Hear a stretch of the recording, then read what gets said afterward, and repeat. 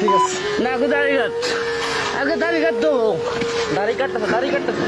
তারা জোর করে একজন পাগলকে ধরলো, ধরার পরে তার চুল কামাই দিবে। কি দিবে? আবার ক্যামেরা অন, মোবাইল অন, মানে সেটা ভিডিও করে কোথায় ছাড়বে? সোশ্যাল মিডিয়াতে ছাড়বে, ভিউ কামাবে, টাকা কামাবে, ডলার কামাবে। ওই ফকিরটা বলতেছে আমার চুলটা কাটেন, অসুবিধা নাই, তবে আমার দয়াল নবীর সুন্নত দাড়িটা কাটবেন না। সুবহানাল্লাহ। কিন্তু ওই উগ্রবাদী বারবার বলতেছে দাড়ি রাখি কি করবা, নামাজ পড়ো না। নাউজুবিল্লাহ বলি না, নামাজ পড়ে না, এই জন্য রাসূলুল্লাহর সুন্নতকে ফেলে দিতে হবে। এই সমস্ত নাফরমান, নামদারি, উগ্রবাদী, এই সমস্ত জঙ্গিদের থেকে আমাদের ঈমান আমল হেফাজত করার দরকার আছে না নাই? আমরা তীব্র নিন্দা জানাই। একজন মানুষকে তুমি জোর করে তুমি তার চুল আর দাড়ি আনা ফেলে দিছো, রাতের খাবারের ব্যবস্থা করে দিছো, তুমি কি পরের দিন কিভাবে সকালে নাস্তা খাবে সেই ব্যবস্থা করেছো?